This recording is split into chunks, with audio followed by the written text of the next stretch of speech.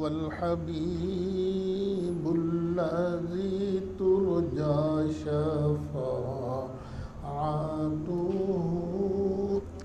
لكل هول من الأهوال مقتحم مولاي صل وسلم دائما أبدا على حبيبك خلق كلهم.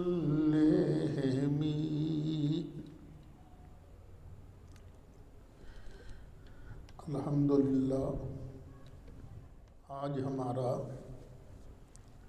7واں سبق ہے.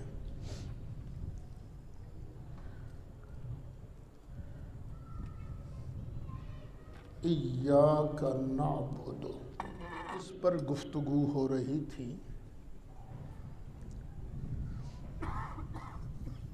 کہ یا اللہ ہمیں توفیق دے کہ ہم صرف اور صرف تیری ہی عبادت کریں، تیری ہی پرستش کریں، کسی اور کی ہم پوجا نہ کریں. اس ضمن میں پہلے عبادت کا معنی بیان کیا گیا کہ عبادت کہتے کسے ہیں. پھر اسی ضمن میں جو نجدی سوچ ہے اس کی غلطی کو واضح کیا گیا کہ یہ کہنا کہ اللہ کے پیاروں سے برکت حاصل کرنا یہ حرام ہے. پھر میں نے مثال بھی دی تھی، جب جاتے ہیں مکہ مکرمہ لوگ غار حرا پر جب چڑھنے لگتے ہیں تو نیچے نا ایک بورڈ لکھا ہوا ہے مختلف زبانوں میں. وہ لکھا کیا ہے؟ خبردار یہاں سے برکت حاصل کرنا حرام ہے. تو کئی لوگوں کی یہ سوچ ہے، لیکن جب قرآن مجید فرقان حمید پڑھتے ہیں، احادیث مبارکہ کا مطالعہ کرتے ہیں تو صاف نظر آتا ہے کہ اللہ والوں سے جس کی نسبت اللہ کے ساتھ ہو جائے اس سے برکت حاصل کی جاتی ہے.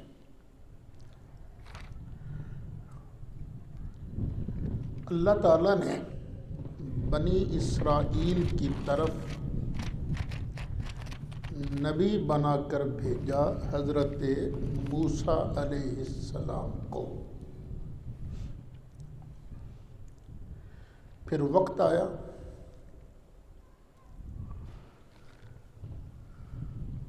کہ جناب موسیٰ علیہ السلام اللہ کے حکم سے اپنی قوم بنی اسرائیل کو لے کر مصر سے نکلے سمندر کی طرف. اب رستہ بھول گئے، بڑی کوشش کی، رستہ ہی نہیں ملتا.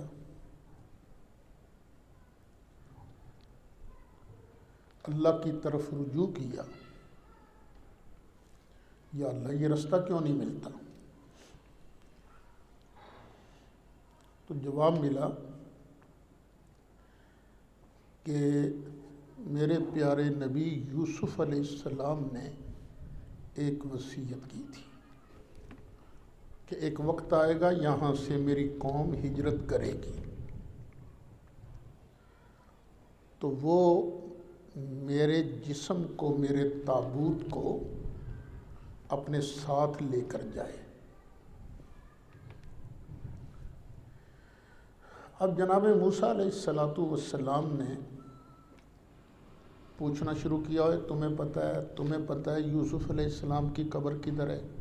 ہر کسی نے کہا جی ہمیں تو نہیں پتہ.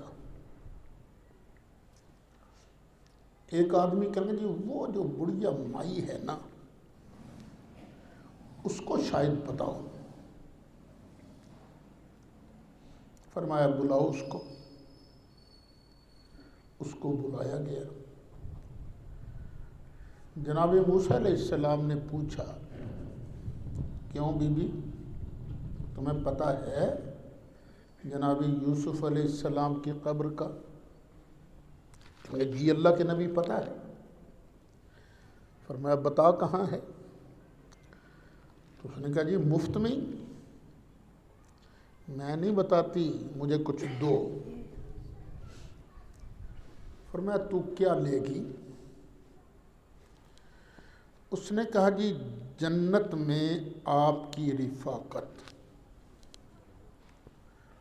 موسیٰ علیہ السلام کہیں کہ جنت لے لے میری رفاقت چھوڑ.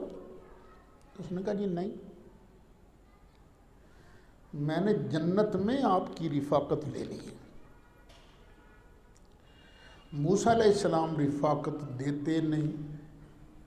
وہ بڑھیا مائی قبر کا پتہ بتاتی نہیں.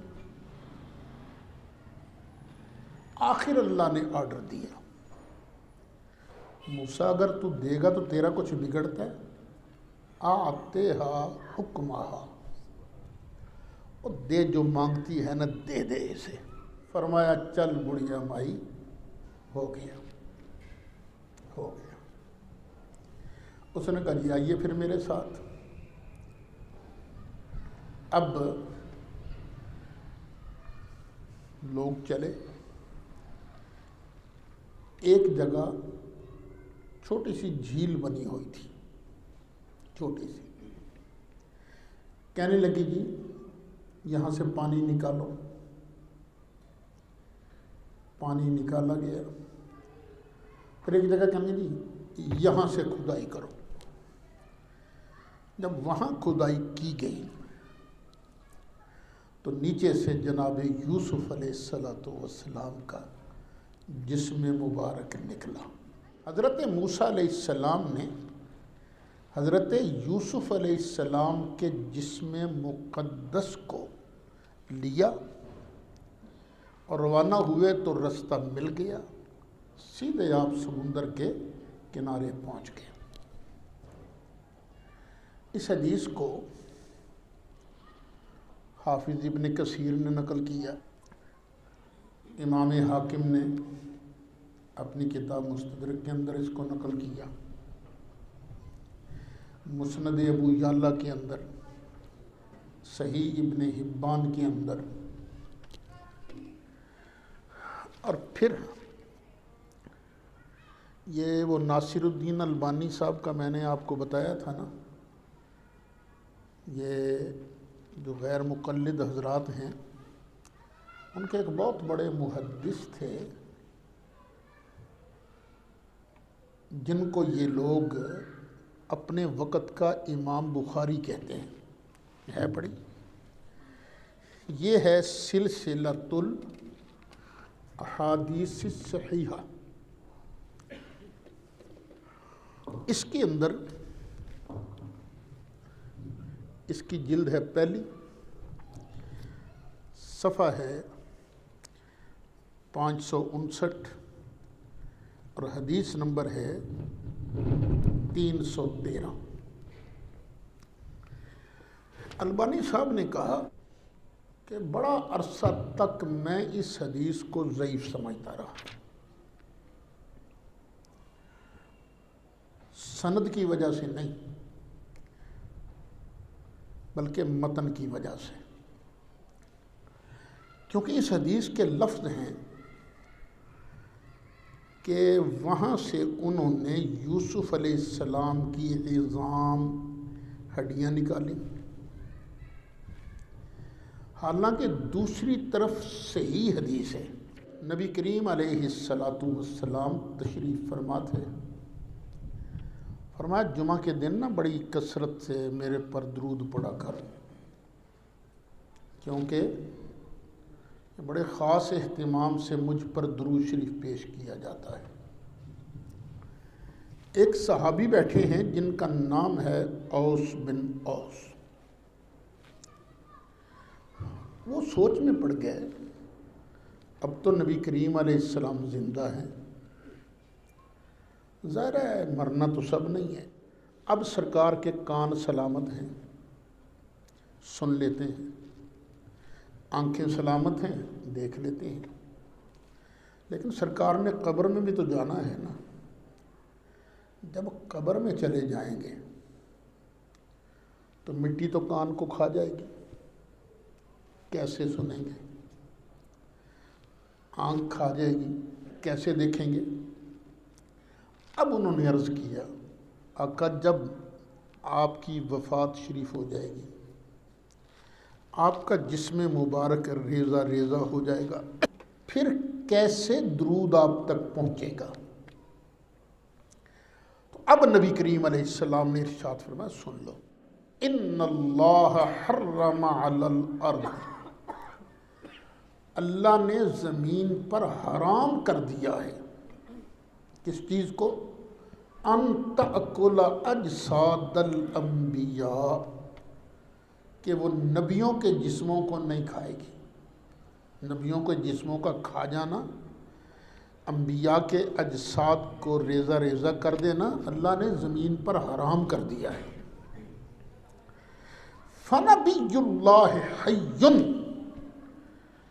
پس اللہ کا نبی قبر میں بھی ہو تو زندہ ہوتا ہے، یرزقو، اسے رزق بھی دیا جاتا ہے، کھانے پینے کو بھی دیا جاتا ہے۔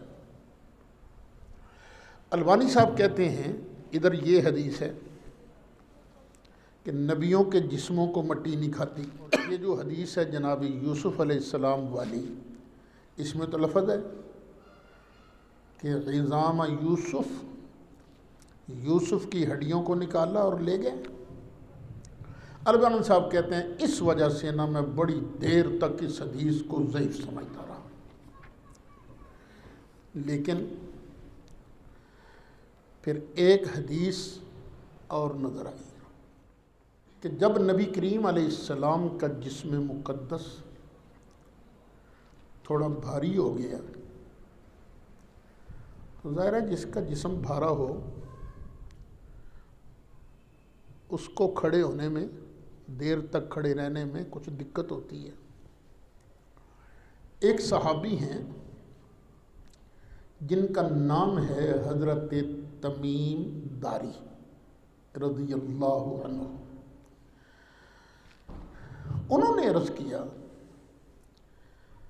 الا اتخذ لک منبرا یا رسول اللہ یجمع او یحمل عظامک، آقا میں آپ کے لیے ممبر نہ بنا دوں جو ممبر آپ کی ہڈیوں کو اٹھا لے۔ اب دیکھیے میں کرسی پر بیٹھا ہوں تو کرسی نے میرے جسم کو اٹھایا ہوا ہے نا، تو آپ کے لیے ممبر نہ بنا دیں تاکہ یہ ممبر آپ کی ہڈیوں کو اٹھا لے۔ البانی صاحب کہتے ہیں یہ حدیث پڑھ کے پھر مجھے سمجھ آئی، کبھی کبھی جز بول کر کل مراد لیا جاتا ہے۔ ہڈیاں بندے کا جسم کا جز ہیں، تو یہاں دیکھو ہڈیوں سے مراد کیا ہے؟ سرکار کا جسم۔ تو پتہ چلا وہاں بھی عظام سے مراد ہے یوسف علیہ السلام کا جسم مقدس، یعنی جو سوال پیدا ہو سکتا تھا اس کا بھی البانی صاحب نے جواب دے دیا ہے۔ اور یہ سرکار نے حدیث بیان کیسے کی، یہ یوسف علیہ السلام والا واقعہ کیسے بیان کیا؟ ایک مرتبہ ایک عربی آیا، کہنے لگا جی مجھے کچھ دیں۔ فرمایا کیا چاہتے ہو؟ کہنے لگا جی ایک اونٹنی جس پر ہودج بھی بنا ہو، بیٹھنے کے لیے، سفر کرنے کے لیے، جو دودھ بھی دیتی ہو۔ تاکہ ہم اس کے دودھ سے بھی استفادہ کریں، اور ایک دودھ دینے والی بکری بس آپ مجھے یہ دے دیں۔ سرکار نے فرمایا جا اوئے، تو نے تو تجھ سے تو موسیٰ علیہ السلام کے زمانے کی بڑھیا مائی اچھی نکلی۔ کیوں؟ اس نے مانگا تو جنت میں موسیٰ علیہ السلام کی رفاقت مانگی، تجھ سے تو وہ حضرت موسیٰ علیہ السلام کے زمانے کی بڑھیا مائی اچھی رہی۔ یعنی مطلب یہ تھا کہ وہ تھے کلیم اللہ اور میں ہوں حبیب اللہ، ان سے مانگی جنت، جنت میں رفاقت مانگی تو اللہ کے حکم سے آپ نے دے دی، اور ہمارے منہ پر تو نہ آتی نہیں ہے، ہم کسی کو نہ تو کرتے نہیں ہیں، اور وہ جو بھی مانگتا ہم اسے عطا کر دیتے ہیں۔ پھر صحابہ نے پوچھا آقا وہ بڑھیا مائی والا واقعہ ہے کیا؟ تو پھر نبی کریم علیہ السلام نے یہ بڑھیا مائی والا قصہ بیان کیا تھا۔ اب دیکھیے رستہ بھول گئے تھے، اللہ تعالیٰ ویسے بھی تو بتا سکتا تھا نا، موسیٰ ادھروں چل، اے سدھا راہ، نہیں بتایا، بلکہ یوسف علیہ السلام کی قبر انور کھولو، ان کا جسم مقدس ساتھ لو، پھر تمہیں رستہ ملے گا۔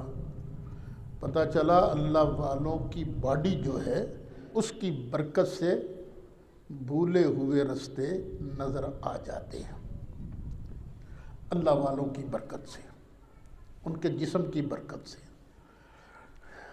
اچھا ہم یہ بات یہاں ختم نہیں کرتے، پھر آگے چلتے ہیں۔ جناب موسیٰ علیہ السلام پہنچ گئے سمندر کے کنارے پر، ساتھ قوم بھی ہے۔ ادھر فرعون کو پتہ چلا کہ یہ موسیٰ تو اپنی قوم کو لے کر نکل گیا، کیونکہ موسیٰ علیہ السلام کی قوم کو فرعونیوں نے نوکر بنا کے رکھا ہوا تھا، ظلم کرتے تھے بڑا، اور یہ تو میرے ہاتھ سے نکل گیا، میرے پنجے سے نکل گئے۔ اب اس نے اپنی فوج لی اور بنی اسرائیل کا پیچھا کیا۔ ادھر سمندر کے کنارے جناب موسیٰ علیہ السلام ہے، اور پیچھے فرعون کی فوج ہے، پھر اس کے آگے سمندر۔ اللہ کے حکم سے جناب موسیٰ علیہ السلام نے اپنا عصا نکالا اور یوں کر کے سمندر پر مارا تو اللہ تعالیٰ نے 12 رستے بنا دیے، 12 رستے، 12 قبیلے تھے، ہر قبیلے نے ایک ایک روڈ کو اختیار کر لیا، سمندر کے اندر ہی چلنا شروع ہو گئے۔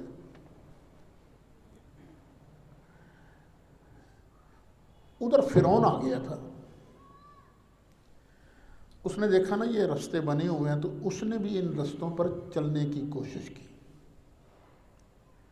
اس کا جو وزیر تھا حامان، کہنے لگا اوئے اوئے اوئے اگے نہ جائیں، یہ موسیٰ دے رب نے تینوں روڑن واسطے رستے بڑھائے نہیں۔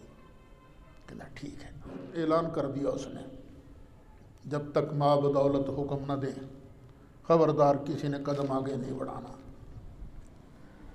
ادھر جبریل علیہ السلام آ گئے گھوڑے پر سوار، تشریف لے آئے، انہوں نے کھینچا، فرعون گھوڑے پر سوار تھا، رہ نہ سکا پیچھے، خیر وہ بھی سمندر کے درمیان پہنچے، وہ پار گزر گئے تھے موسیٰ علیہ السلام کی قوم۔ اللہ نے فرعونیوں کو وہیں غرق کر دیا۔ موسیٰ علیہ السلام کی قوم میں ایک سنیارا تھا، بنی اسرائیل کا تو نہیں تھا، باہر سے آیا تھا، دوسری برادری کا تھا۔ اس کی نگاہ پئی ایک بڑی شان والا جوان ہے، بڑا خوبصورت جوان ہے، یہ کون ہے؟ اتنا سونا، اتنا جوان، اوپر سے لے کر نہ نیچے تک اس نے دیکھا، گھوڑے پر نظر پڑی، گھوڑے کو دیکھا، اس کی ٹانگوں کو دیکھا، اس کے پیروں کو دیکھا۔ جب پاؤں پر پڑی نہ نظر، اس نے دیکھا کہ جہاں اس جوان کے گھوڑے کا قدم لگتا ہے فٹ نیچے سے سبزہ اگاتا ہے، سبزہ پڑتا ہے۔ اس کے دل میں آیا اوہ یہ تو جبریل ہے، جبریل ہے۔ پھر اس نے پتہ کیا کہ جہاں جبریل کے گھوڑے کے قدم لگے تھے وہاں سے اس نے مٹی اٹھائی، مٹی اٹھا کے پڑیا باندھی اور جیب میں رکھ لی۔ اس بات کو ذرا ذہن میں رکھیے گا۔ موسیٰ علیہ السلام آباد ہو گئے قوم کے ساتھ۔ اللہ کریم نے بلایا موسیٰ علیہ السلام کو، آ موسیٰ میں تمہیں تورات دوں گا۔ جناب موسیٰ کلیم اللہ علیہ السلام کوہ طور پر چلے گئے۔ یہ جو تھا نا سامری، اس کے دل میں بت پرستی تھی۔ یہ جس طرح ہندوؤں کے ہاں رواج ہے نا گائے کو پوجنا، اس کا بھی نہ کچھ ذہن تھا اس طرح کا۔ اس نے بنی اسرائیل سے کہا او یار جس خدا کو ہم سجدے کرتے ہیں، جس خدا کی ہم پوجا کرتے ہیں وہ تو ہمیں نظر ہی نہیں آتا، سواد ہی نہیں آتا، مزہ ہی نہیں آتا، تم کہو تو میں تمہیں خدا نہ بنا دوں۔ دیکھو بلے بلے بھائی بلے، جب سامنے خدا ہوگا پھر عبادت کا مزہ ہی کچھ اور ہوگا، بالکل تو بنا دے۔ اب اس نے کیا کیا؟ کہنے لگا وہ جو سونا چاندی تمہارا ہے، تمہارے پاس ہے نا، وہ سارا مجھے دے دو۔ فرعونیوں سے لیا تھا انہوں نے، یہ کہہ کر کے ہم نے عورتوں نے ان کی عورتوں سے لیا تھا زیور کہ ہم نے جانا ہے ایک جگہ تو دو، ہمیں ضرورت پیش آئے گی۔ اس نے کہا یہ سارا مجھے دے دو۔ انہوں نے دے دیا۔ سنیارا تھا بڑا کاریگر، اس نے اس سارے زیورات کو پگھلایا اور پگھلا کر اس نے بڑا خوبصورت بچھڑا یہ اس نے بنا لیا۔ اب اس نے ایک حرکت کی، اس حرکت کی وجہ سے یہ سونے چاندی کا بنا ہوا بچھڑا بولنے لگ گیا۔ کہنے لگا دیکھو سونے چاندی کا بنا ہوا بچھڑا بولتا ہے نہیں، چلتا ہے نہیں، تو یہ دیکھو بول رہا ہے کہ نہیں بول رہا؟ اس کا بول رہا ہے، پھر یہی خدا ہے تمہارا۔ او بھائی اشکے، بھائی اشکے، یہ تو ہمارے رب جی ہیں۔ انہوں نے اس کی پوجا شروع کر دی۔ ہارون علیہ السلام نے بڑا منع کیا، چند لوگوں نے حضرت ہارون علیہ السلام کی بات مانی، باقیوں نے نہیں جی یہ بچھڑا ہمارا معبود ہے، بچھڑا ہمارا خدا ہے۔ اچھا جب جناب موسیٰ علیہ السلام واپس آئے، بتا اللہ نے وہیں دیا تھا کوہ طور پر ہی کہ موسیٰ تیری قوم بے ایمان ہو گئی، اکثر انہوں نے بچڑے کو معبود بنا لیا ہے۔ بتائی اللہ نے بات، ٹھیک ہے یا اللہ، کوئی طبیعت پر زیادہ اثر نہیں ہوا۔ جب واپس تشریف لائے اپنی آنکھوں سے دیکھا کہ قوم تو بت پرستی کر رہی ہے، یہ بچھڑے کی عبادت کر رہی ہے، بڑا غصہ آیا، تھر تھر کانپنے بھی لگے غصے کی وجہ سے، جلال کی وجہ سے۔ تورات تختیوں پر لکھی ہوئی تھی، تختیاں بھی ہاتھ سے گر گئیں۔ انہوں نے حضرت ہارون علیہ السلام کی داڑھی کو پکڑ لیا، بھائی جانا آپ کی وجہ سے، آپ کے ہوتے ہوئے یہ گناہ ہوا کیوں؟ اب ہارون علیہ السلام نے فرمایا لا تاخذ بلحیتی ولا براسی، نہ میرے بھائی، اے میرے ماں جائے، نہ اس طرح نہ کر، میرا سر اور داڑھی نہ پکڑ۔ میں نے تو روکا تھا لیکن زیادہ سختی اس لیے نہیں کی کہ کہیں آپ نہ کہہ دیں کہ میری قوم کو تو نے ادھر ادھر کر دیا ہے۔ چلیے یہ بات تو ہو گئی۔ اب یہاں ایک بات ذرا ذہن میں رکھیے، نبی کریم علیہ الصلوۃ والسلام فرماتے ہیں ایک بات ہوتی ہے سنی سنائی، اور ایک بات ہوتی ہے آنکھوں دیکھی۔ جو آنکھوں دیکھی بات ہوتی ہے نا، اس کا درجہ بہت ہوتا ہے۔ اللہ تعالیٰ نے موسیٰ علیہ السلام کو بتا تو کوہ طور پر دیا تھا نا، اے موسیٰ تیری قوم جو شرک کر رہی ہے، تیری قوم نے بچھڑے کو معبود بنا لیا ہے، زیادہ اثر نہیں ہوا، جب دیکھا اب طبیعت پر اثر ہو گیا۔ سرکار فرماتا ہے لیس الخبر کالمعاینہ، یہ جو خبر ہوتی ہے نا آنکھوں دیکھی معائنہ جیسی نہیں ہوتی، دیکھتے ہی طبیعت پر اثر آ گیا۔ اچھا موسیٰ علیہ السلام بھی بڑے حیران، اس خبیث نے یہ بچڑا کیسے بنا لیا؟ سونے چاندی کا بچڑا تو نہ چلتا ہے، نہ وہ ہلتا ہے، نہ وہ بولتا ہے، یہ کیا کیا اس نے؟ فرمایا ہے ما خطبک یا سامری، یہ 16واں سپارہ سورۃ طٰہٰ ہے۔ اوے سامری تو نے کیا کیا؟ وہ بچڑا کیسے بولنے لگ گیا؟ کہنے لگا بصرت بما لم یبصروا بہ فقبضت قبضۃ من اثر الرسول، جناب میں نے دیکھا جو لوگوں نے نہیں دیکھا، جبریل کو میں نے دیکھا تھا، لوگوں نے نہیں دیکھا۔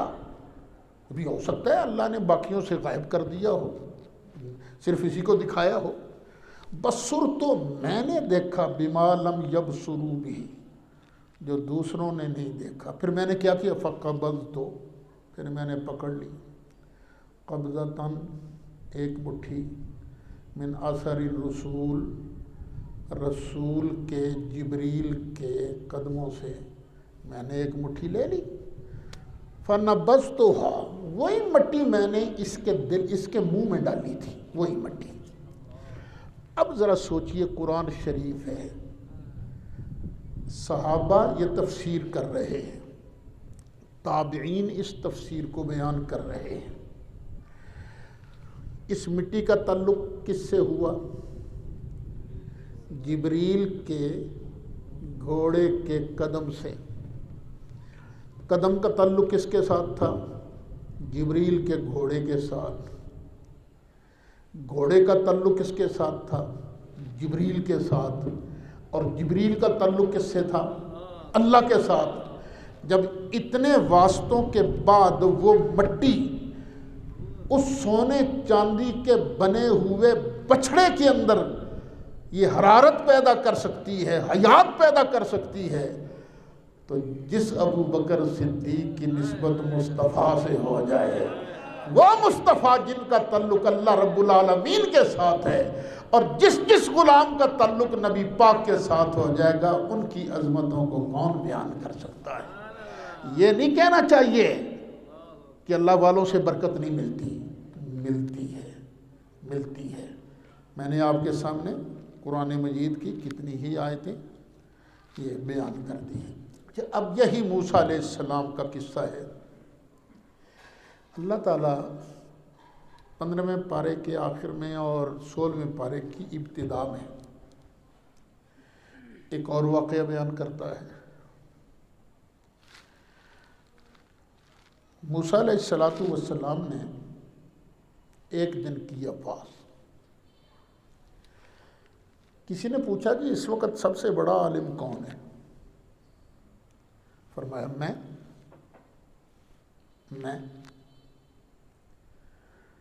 جب میں کہا نا تو اللہ نے فرمایا نہیں موسیٰ، ایک خاص شعبہ ہے،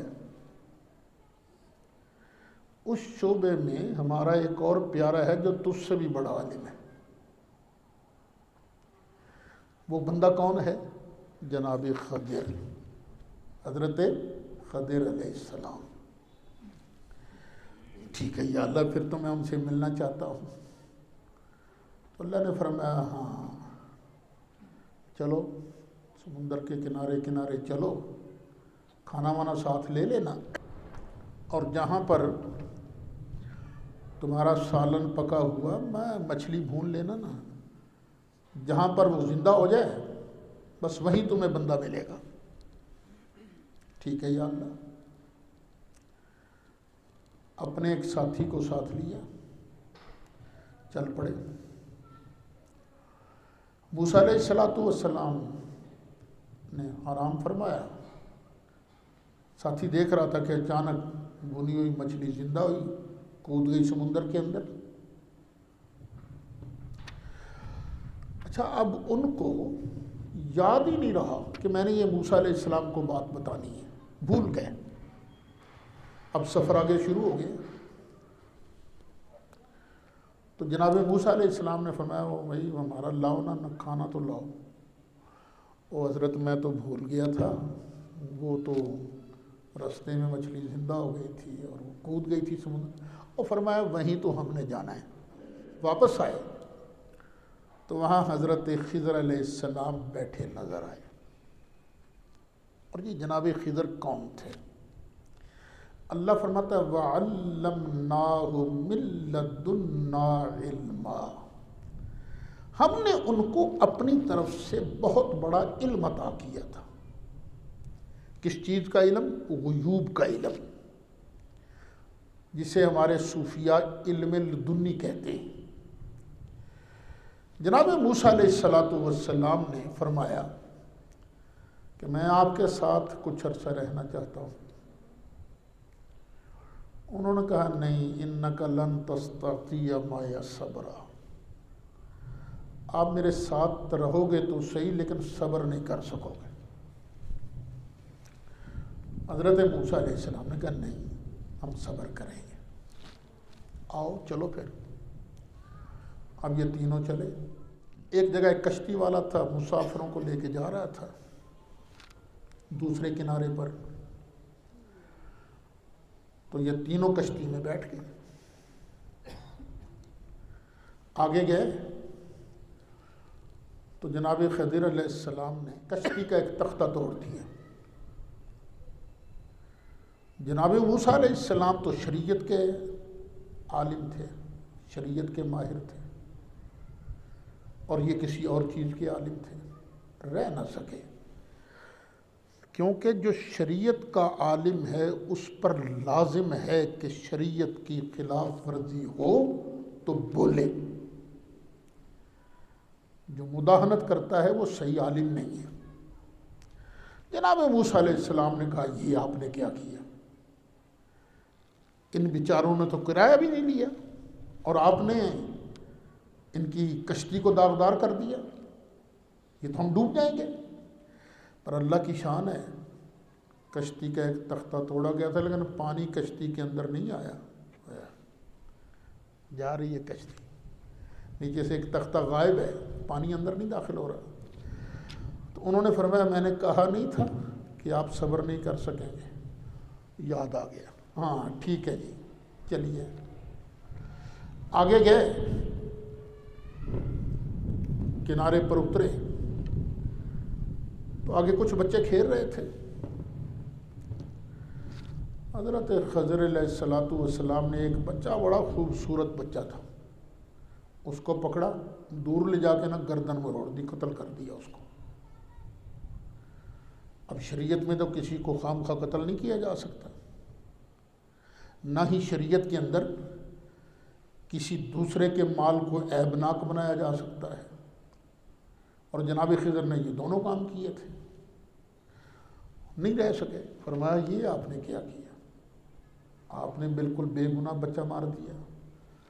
انہوں نے پھر کہا میں نے کہا نہیں تھا آپ صبر نہیں کر سکو گے۔ وہ پھر یاد آ گئی بات، فرمانے لگے اچھا ایک موقع اور دے دیجیے۔ فرمایا چلو۔ آگے گئے، ایک بستی نظر آئی، وہاں کے لوگوں کو انہوں نے کہا یار ہمیں کچھ کھلاؤ پلاؤ، اور بڑے شوم قسم کے لوگ تھے، کنجوس۔ انہوں نے کہا جاؤ جاؤ پھٹا کھاؤ، کچھ نہیں ملے گا۔ اچھا بھئی تمہاری مرضی۔ اب یہ آگے نکلے، اس بستی کے باہر دیکھا ایک دیوار ہے جو بالکل گرنے والی ہے۔ جناب خضر علیہ السلام دیوار کے پاس آئے، بس ایسے ہی کیا ہاتھ کا اشارہ، ایسے ہی وہ دیوار سیدھی ہو گئی۔ اب حضرت موسیٰ علیہ السلام پھر نہ رہ سکے، فرمانے لگے یہ آپ نے کیا کیا؟ آپ ان سے مزدوری تو لے لیتے، کم از کم کو کھانے پینے کا سامان تو بنتا نا۔ انہوں نے ہمیں کچھ کھلایا پلایا نہیں، آپ نے مفت میں ہی ان کا کام کر دیا۔ فرمایا ھذا فراق بینی و بینک، بس اب ہماری اور آپ کی جدائی ہو جائے گی۔ اب فرمایا جو کچھ ہوا میں آپ کو ان چیزوں کی حقیقت بتاتا ہوں۔ وہ کشتی والا تھا غریب آدمی، اس کا ذریعہ روزگار صرف یہ کشتی تھی، اور دوسرے کنارے پر بادشاہ کے نوکر، بادشاہ کے سپاہی کھڑے تھے، جو انہیں کشتی اچھی نظر آتی اس کو غصب کر لیتے، چھین لیتے۔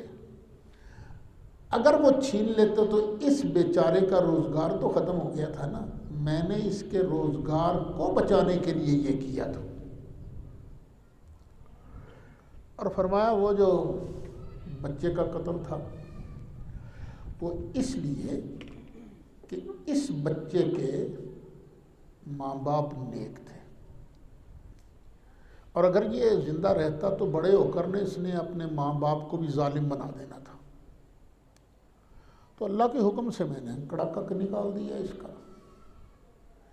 اما الجدار، اور جہاں تک دیوار کی بات ہے، فَكَانَ لِغُلَامَيْنِ يَتِيمَيْنِ، یہ دیوار دو یتیم لڑکوں کی دیوار ہے۔ وَتَحْتَهُ كَنْزٌ لَهُمَا، اور اس دیوار کے نیچے دونوں کا خزانہ پڑا ہوا تھا۔ وَكَانَ أَبُوهُمَا صَالِحًا، اور ان دونوں کا باپ بڑا نیک بندہ تھا۔ تو ان کے باپ کی نیکی کی وجہ سے میں نے ان کے خزانے کی حفاظت کی ہے۔ جب بڑے ہو جائیں گے، چیز سنبھالنے کے لائق ہو جائیں گے، پھر اللہ تعالیٰ کوئی سبب بنا دے گا، یہ خزانہ ان کو مل جائے گا۔ اب دیکھیے قرآن ہے، ان دو یتیم لڑکوں کا جو خزانہ تھا وہ بچایا گیا۔ کیوں بچایا گیا؟ ان دو یتیم لڑکوں کو برکت ملی کیوں؟ فیض ملا کیوں؟ اس لیے کہ وَكَانَ أَبُوهُمَا صَالِحًا، ان کے اوپر والی لڑی میں نا ان کا ابا بڑا نیک آدمی تھا۔ پتہ چلا باپ نیک ہو تو اس کی صالحیت، اس کی نیکی کا فیض اولاد کو بھی پہنچتا ہے۔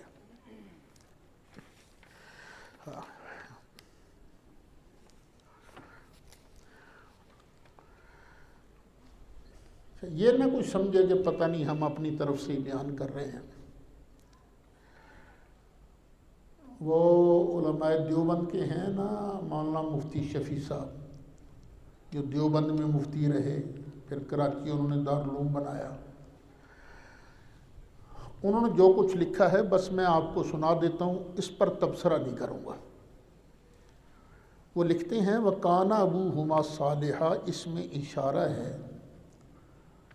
کہ یتیم بچوں کے لیے مدفون خزانے کی حفاظت کا سامان بذریعہ خضر علیہ السلام، اصل لفظ کیا ہے؟ خضر بھی پڑھا جاتا ہے، اس لیے کرایا گیا کہ ان یتیم بچوں کا باپ کوئی مرد صالح اللہ کے نزدیک مقبول تھا، اس لیے اللہ تعالیٰ نے اس کی مراد پوری کرنے اور اس کی اولاد کو فائدہ پہنچانے کا یہ انتظام فرمایا۔ محمد بن منقدر رحمۃ اللہ علیہ فرماتے ہیں کہ اللہ تعالیٰ ایک بندے کی نیکی اور صلاحیت کی وجہ سے اس کی اولاد اور اولاد کی اولاد اور اس کے خاندان کی اور اس کے آس پاس مکانات کی حفاظت فرماتے ہیں۔ مفتی شفیع صاحب نے حوالہ دیا ہے تفسیر مظہری کا، پھر آگے لکھتے ہیں قرطبی میں ہے، تفسیر قرطبی میں، کہ حضرت شبلی رحمۃ اللہ علیہ فرمایا کرتے تھے کہ میں، حضرت شبلی اپنے بارے فرمایا کرتے تھے کہ میں اس شہر کے لیے اور پورے علاقے کے لیے امان ہوں، یعنی میری وجہ سے یہ پورے علاقے والے امن امان میں رہ رہے ہیں۔ اچھا، جب ان کی وفات ہو گئی تو ان کے دفن ہوتے ہی کفار دیلم نے دریائے دجلہ کو عبور کر کے بغداد پر قبضہ کر لیا۔ ایک تو کافروں نے بغداد پر قبضہ کر لیا۔ اس وقت لوگوں کی زبان پر یہ تھا کہ ہم پر دوہری مصیبت ہے، ڈبل مصیبت ہے۔ کون کون سی؟ یعنی شبلی کی وفات اور دیلم کا قبضہ۔ یہ بھی مفتی شفیع صاحب نے تفسیر قرطبی جلد 11 صفحہ 29 کا حوالہ دے کر یہ بات نقل کی ہے۔ پھر آگے نقل کرتے ہیں تفسیر مظہری میں ہے کہ اس آیت میں اس کی طرف بھی اشارہ ہے کہ لوگوں کو بھی علماء صلحاء کی اوراد کی رعایت اور ان پر شفقت کرنی چاہیے۔ یعنی ہمیں بھی چاہیے، آپ کو بھی، مجھے بھی، کہ اللہ کا کوئی نیک بندہ ہو تو اس کی اولاد جو ہے ان کے ساتھ شفقت کا برتاؤ کرے، ان کی رعایت کرے۔ یہ نہیں کہ ان پر نکتہ چینی شروع کر دیں، ان پر دبڑ غصہ کرنا شروع کر دیں، نہیں۔ جب تک وہ بالکل ہی کفر و فسق و فجور میں مبتلا نہ ہو جائے۔ ہاں، ایک بات ہے، ضروری تو نہیں کہ باپ نیک ہے تو اولاد بھی نیک ہو، لیکن اگر نیکی ہو تھوڑی بہت کچھ نہ تو ان کا حیا کرو، ان کا احترام کرو۔ لیکن اگر بالکل ہی فاسق فاجر ہو جائیں، کفر کے اندر مبتلا ہو جائیں، تو پھر جس طرح نوح علیہ السلام کے بیٹے کا اللہ نے حیا نہیں کیا تھا، فرمایا انہ لیس من اہلک، چھوڑ نو پیارے نوح، یہ تیرا ہے ہی نہیں۔ تیرا تو وہ ہے جو تیرے نقش قدم پر چلنے کی کوشش کرتا ہے، جو تیرا مخالف ہو جائے وہ تیرا کیسے ہوا؟ تو جب اولاد ہی کافر بن جائے، فاسق و فاجر ہو جائے، تو پھر اس کے ساتھ ان کا تعلق نہیں رہتا۔ تفسیر معارف القرآن جلد 5 صفحہ 610۔ ابا جی قبلہ رحمت اللہ علیہ، انہوں نے یہ جو مال ہے نا ظاہری، اولاد کے لیے نہیں چھوڑا، جان بوجھ کر نہیں چھوڑا۔ حالانکہ میں نے اپنی آنکھوں سے دیکھا، لاکھوں روپے روز کا نذرانہ ملتا تھا، لیکن ادھر آیا ادھر تقسیم، ادھر دے دو ادھر دے دو، مانا وظائف لگے ہوئے تھے کئیوں کے، اور جس کو دیکھنا ضرورت مند ہے اس کو دے دینا۔ ایک دن ہمیں فرمانے لگے، وہ ایک تھے نا، اللہ والے بھی موج میں آتے ہیں نا، ایک تھے نا پیر صاحب، مریدوں نے کہا حضور تسی صاحبزادہ صاحب واسطے کی چھڑ کے چلے ہو؟ فرمایا گل سنو، جے میرے نقش قدم تے رہے گا تو بھوکا نہیں مردا، تو جے میرے طریقے تے نہ رہا تو مینوں کی؟ نال ہی فرمان لگے پترو جے میرے طریقے تے رہو گے تو بھوکے نہیں مردے، تو جے میرے طریقے تے نہ رہو تو پھر مینوں کی؟ صاف صاف فرما دی۔ یعنی بعض اللہ والے ایسے ہیں کہ ان کی نیکی کی برکت جو ہے ان کی اولاد کو ملتی ہے۔ یہ تو آپ نے عبارت سنی مفتی شفیع صاحب کی۔ یہ مفتی شفیع صاحب بھی تھانوی صاحب کے مرید بھی ہیں اور ان کے خلیفہ بھی ہیں۔ ایک اور ہیں تھانوی صاحب کے خلیفہ، ان کا نام ہے مولانا عبد الماجد دریابادی، پہلے بھی ان کا حوالہ گزرا ہے۔ انہوں نے لکھا ہے کہ مال کے غیبی تحفظ میں دخل والدین کی صالحیت کو بھی تھا۔ یہ لکھ کر پھر آگے لکھتے ہیں اس سے علماء محققین نے یہ نتیجہ نکالا ہے کہ والدین کی صالحیت اولاد کو فائدہ پہنچاتی ہے بشرطے کہ اولاد خود بھی نیک ہو اور پسر نوح کی سی نہ ہو۔ پھر انہوں نے آگے چند تفاسیر کے حوالے دیے ہیں۔ جساس کے حوالے سے لکھا ہے فیہ دلالۃ علی ان اللہ یحفظ الاولاد لصلاح الآباء۔ کبیر کے حوالے سے لکھا فیہ دلیل علی ان الرجل الصالح یحفظ فی ذریتہ وتشمل برکت عبادتہ لہم فی الدنیا والآخرہ۔ تفسیر ابن کثیر کے حوالے سے لکھا یدل علی ان صلاح الآباء یفید العنایت باحوال الابناء۔ خلاصہ یہ کہ ماں باپ کی نیکی کا اثر اولاد تک بھی پہنچتا ہے۔ یہ تفسیر ماجدی صفحہ 618۔ وہ جو میں نے بتایا تھا نا کہ جناب خضر علیہ السلام نے بس ایسے ہی کیا تھا، دیوار کو ہاتھ ہی لگایا تھا، دیوار سیدھی ہو گئی۔ یہ حوالہ آپ نوٹ کر لیں، معالم التنزیل اور خازن، یہ جو کٹھی چھپی ہوئی ہے، اس کا جلد ہے 4، صفحہ ہے 226۔ تفسیر ابن جریر جلد 16، صفحہ 187۔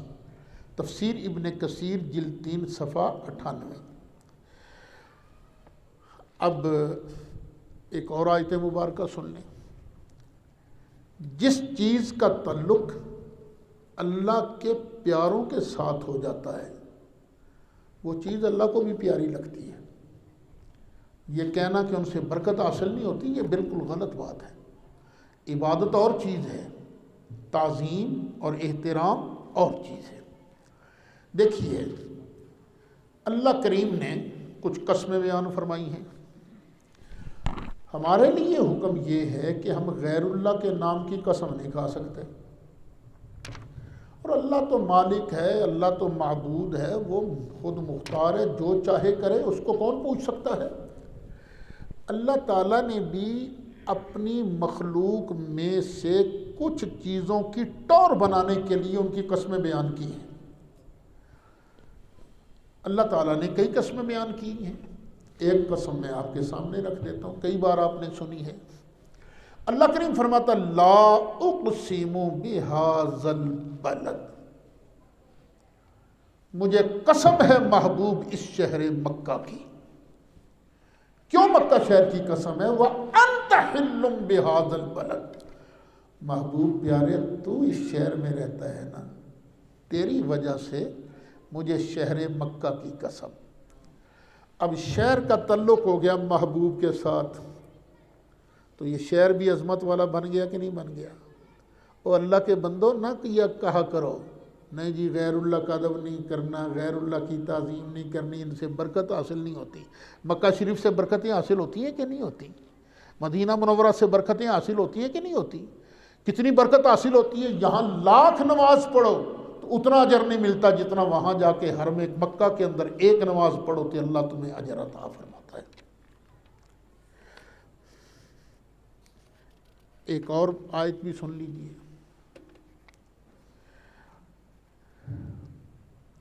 اللہ ایک اور قسم بیان کرتا ہے، فرمایا وَالْعَادِيَاتِ ضَبْحًا، مجھے قسم ہے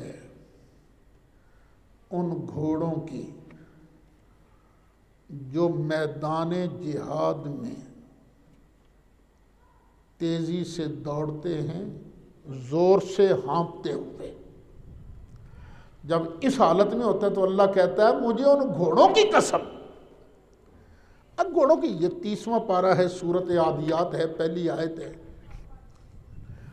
اب اللہ نے قسم کس کی بیان کی؟ اس گھوڑے کی جو جہاد میں استعمال ہوا، پورے گھوڑے کی بھی نہیں، اس کی اس حالت کی جو وہ زور سے ہانپتا ہے۔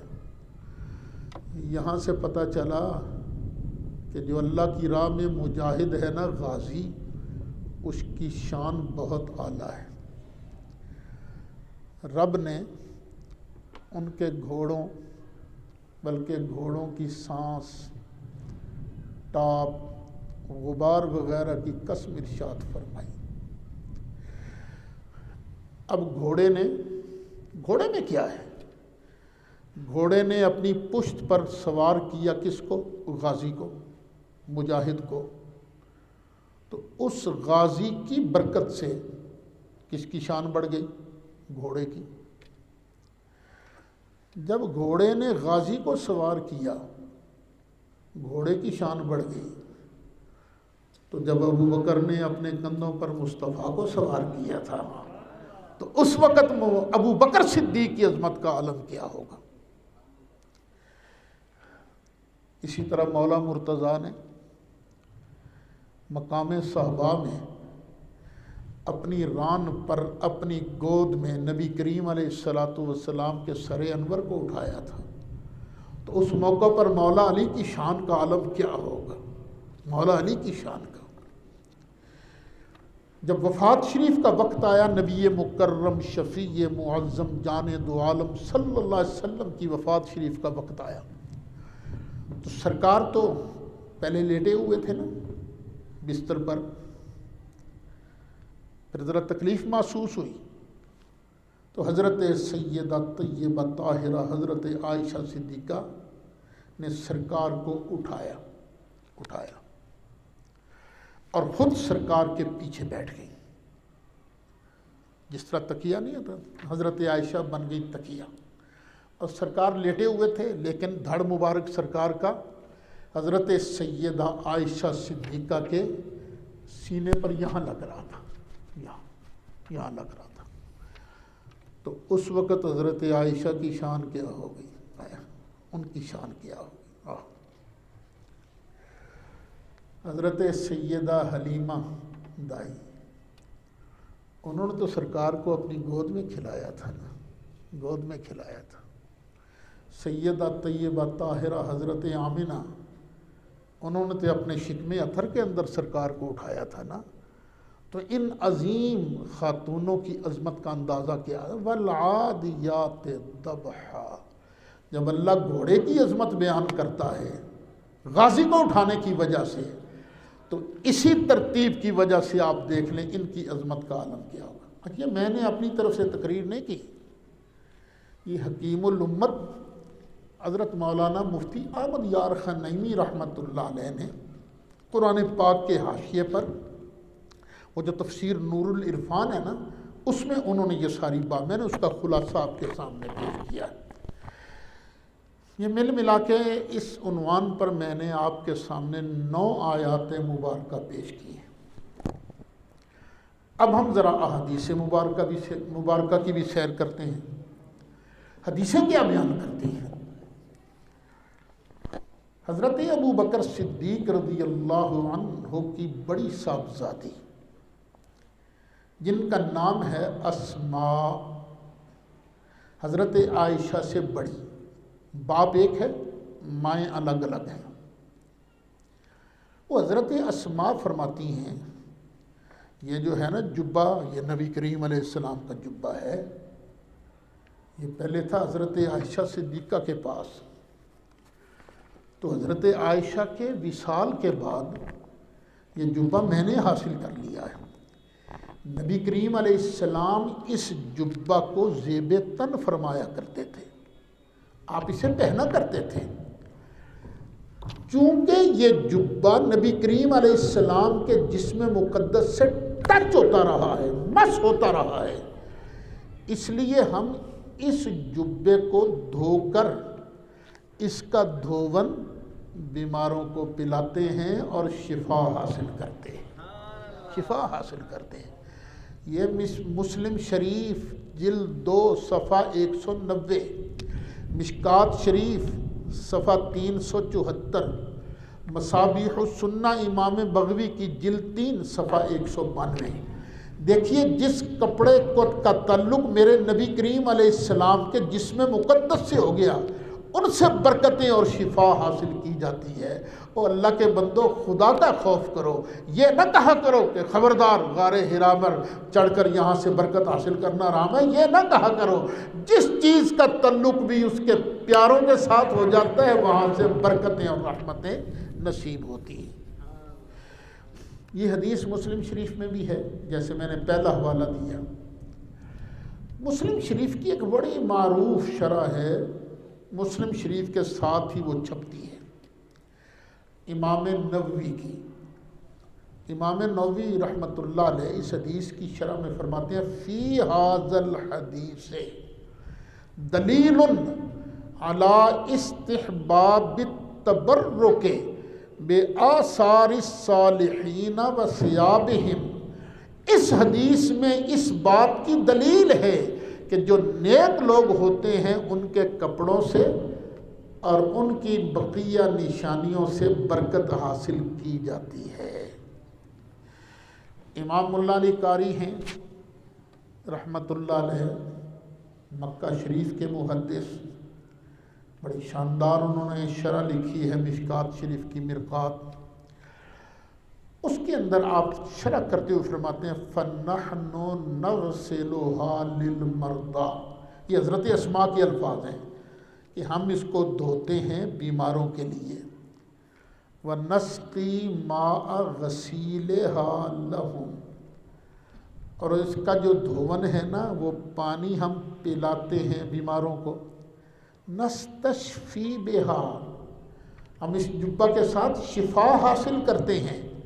اے بِمَائِهَا او بِالْجُبَّةِ نَفْسِهَا بِوَضْعِهَا عَلَى الرَّأْسِ وَالْعَيْنِ، ہم برکت حاصل کرتے ہیں اس کے پانی کے ساتھ یا جبے کی ذات کے ساتھ۔ کس طرح؟ ہم جبہ لیتے ہیں اپنے سر پر رکھ لیتے ہیں، اللہ برکتوں سے مالا مال کرتا ہے۔ ہم سرکار کے جسم مبارک سے ٹچ ہونے والا جبہ اپنی آنکھوں پر لگاتے ہیں، ہمیں فیض ملتا ہے۔ پھر آگے فرماتے ہیں وَالتَّبَرُّكُ بِلَمْسِ الْيَدِ وَتَقْبِيلِ الشَّفَتَيْنِ، پھر ہم کیا کرتے ہیں؟ ہاتھ اپنا نا سرکار کے جبے کے ساتھ لگاتے ہیں، لگا کر نا برکت حاصل کرتے ہیں، اور پھر یوں بھی کرتے ہیں جبہ مبارک لے کر نا چومتے ہیں، چوم کر ہم برکتیں حاصل کرتے ہیں۔ مرقات شرح مشکات جلد 8 صفحہ 242۔ اسی طرح کی ایک اور حدیث شریف سن لیجیے۔ حضرت سیدنا انس بن مالک رضی اللہ عنہ آپ ارشاد فرماتے ہیں کہ نبی کریم علیہ السلام جب فجر پڑھا لیتے، مدینہ شریف کے خادم، غلام، لڑکے آ جاتے ہیں، برتنوں کے اندر پانی لے کر آ جاتے ہیں، اور آن کے عرض کرتے ہیں آقا مہربانی کر کے نا ذرا اس میں اپنا ہاتھ مبارک تو ڈال دیجیے۔ تو نبی کریم علیہ السلام اپنا ہاتھ مبارک ڈال دیتے پانی کے اندر۔ چاہے موسم ایک جیسا تو نہیں رہتا نا، سخت سردی بھی ہوتی، تو ظاہر ہے مدینہ شریف کی ٹھنڈ بھی بڑی پیاری ہوتی ہے۔ ایک دو مرتبہ موسم سرما میں جانے کا بھی اتفاق، بڑی پیاری شاندار ٹھنڈ، کیا برکتوں والی ٹھنڈ ہے، سردی ہے۔ تو سرکار اس ٹھنڈے موسم کے اندر بھی نہ نہیں کرتے تھے، بلکہ اپنا دست مبارک ٹھنڈے پانی کے اندر بھی ڈال دیتے تھے۔ اب یہ حدیث ہے مسند امام احمد جلد 3 صفحہ 137، مسلم شریف جلد 2 صفحہ 256، مصابیح السنہ جلد 4 صفحہ 55۔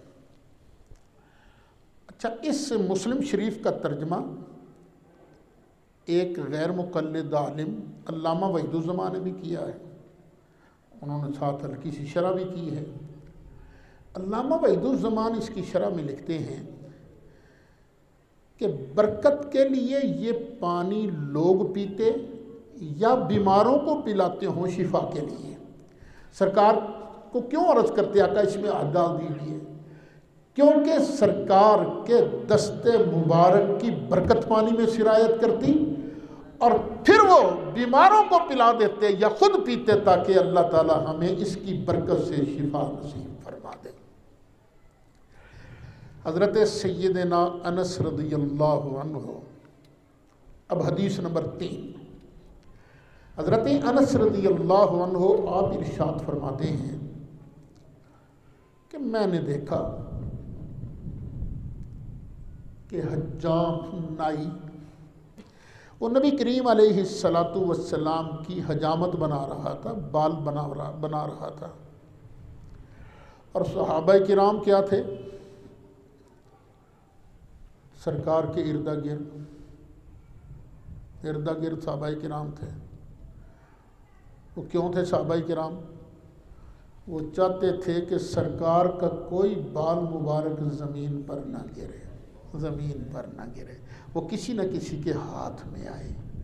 وہ بالوں سے کیا کرنا ہے؟ ہمارے بال نہیں یہاں نالیوں کے اندر گر پڑتے، لیکن صحابہ کرام سمجھتے تھے جو بال میرے مصطفیٰ کے جسم منور کے ہیں صلی اللہ علیہ وسلم، ان بالوں کی شان بھی بڑی ہے، ان بالوں سے نفع بھی بڑا حاصل ہوتا ہے۔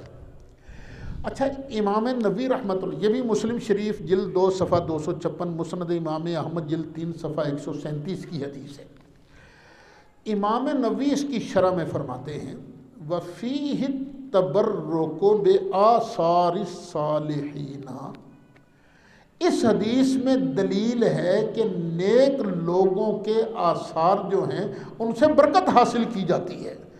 نیک لوگوں کا جوڑا مبارک ہو، ان کا جوتا مبارک ہو، کپڑے ہوں، مسواک ہو، ان کے ساتھ ان کے استعمال میں رہنے والی چیزوں سے برکت حاصل ہوتی ہے۔ وَبِيَانُ مَا كَانَتِ الصَّحَابَةُ عَلَيْهِ مِنَ التَّبَرُّكِ بِآثَارِهِ صلی اللہ علیہ وسلم وَتَبَرُّكُهُمْ بِإِدْخَالِ يَدِهِ الْكَرِيمَةِ وَتَبَرُّكُهُمْ بِشَعْرِهِ الْكَرِيمِ۔ اس بات کا بھی بیان ہے کہ صحابہ کرام رضوان اللہ علیہم اجمعین نبی کریم علیہ السلام کے آثار سے برکت حاصل کرتے تھے۔ جس برتن میں آپ اپنا دست اقدس ڈال دیتے اس سے بھی برکت حاصل ہوتی، اور آپ صلی اللہ علیہ وسلم کے مکرم و معظم بال مبارک سے بھی برکت حاصل ہوتی تھی۔ نووی علی المسلم جلد 2 صفحہ 256۔ اچھا، وہی علامہ وحید الزمان نے اس پر بھی کچھ لکھا ہے، وہ بھی سن لیجئے۔ اس حدیث سے معلوم ہوا کہ آثار صالحین سے برکت لینا درست ہے، اور صحابہ کرام آپ کے آثار شریف سے برکت لیتے تھے، اور اس میں کوئی شک نہیں کہ انبیاء اور صالحین کے آثار متبرک ہیں اور ان سے برکت لینا درست ہے۔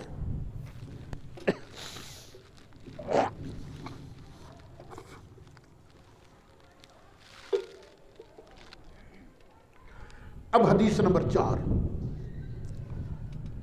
حضرت عثمان بن عبداللہ بن موہب ارشاد فرماتے ہیں کہ ام المومنین سیدہ طیبہ طاہرہ حضرت ام سلمہ رضی اللہ عنہا کے پاس ایک ڈبیا تھی، چاندی کی ڈبیا۔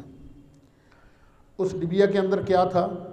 نبی کریم علیہ السلام کے چند منہ مبارک، سرکار کے بال مبارک تھے۔ وَكَانَ إِذَا أَصَابَ الْإِنسَانَ عَيْنٌ أَوْ شَيْءٌ بَعَثَ إِلَيْهَا مِخْضَبًا، جب کسی شخص کو لگ جاتی نا نظر یا کوئی اور بیماری ہوتی تو وہ پانی کا برتن ام المومنین حضرت سیدہ طیبہ طاہرہ ام سلمہ کے پاس بھیج دیتا، تو وہ اس میں نبی کریم علیہ السلام کے بال مبارک والی ڈبیا نا یوں اس کے اندر گھول دیتی تھی۔ بال مبارک تو ٹچ بھی نہیں ہوا پانی سے، وہ تو ڈبیا کے اندر ہے، لیکن پھر بھی سرکار کے جسم اقدس کے مقدس بالوں کی برکت سے اللہ تعالیٰ شفا عطا فرما دیتا۔ یہ حدیث بخاری شریف کی ہے، جلد 2 صفحہ 475۔ اچھا، اس حدیث کی شرح میں پھر علامہ وحید الزمان لکھتے ہیں اس حدیث سے نکلا کہ منہ مبارک سے برکت لینا اور بیماری یا نظر کے لیے اس کو پانی میں ڈبو کر اس کا استعمال کرنا یا پینا درست ہے. یعنی یہ کہنا کہ اس سے برکت حاصل نہیں ہوتی، یہ حرام ہے، گناہ ہے، شرک ہے، یہ بات غلط ہے. عبادت اور چیز ہے اور اللہ والوں کے ساتھ نسبت اور چیز ہے. اچھا، ایک بڑے امام گزرے ہیں، امام بدر الدین عینی. عین ایک جگہ ہے، عینی عین والے. اور حضرت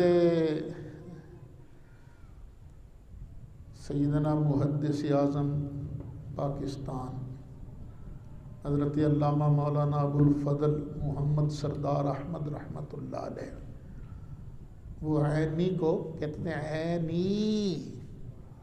عینی یہ میری آنکھ ہے، یہ میری ٹھنڈ ہے. یہ عمدۃ القاری کو، امام بدر الدین عینی کی کتاب عمدۃ القاری کو، اسی عمدۃ القاری کے اندر اس کی شرح میں امام بدر الدین عینی فرماتے ہیں وَكَانَ النَّاسُ عِنْدَ مَرْضِهِمْ يَتَبَرَّكُونَ بِهَا وَيَسْتَشْفُونَ مِنْ بَرْكَتِهَا وَيَأْخُذُونَ مِنْ شَعْرِهِ وَيَجْعَلُونَهُ فِي قَدْحٍ مِنَ الْمَاءِ فَيَشْرَبُونَ الْمَاءَ الَّذِي فِيهِ الشَّعْرُ فَيَحْصُلُ لَهُمُ الشِّفَاءُ.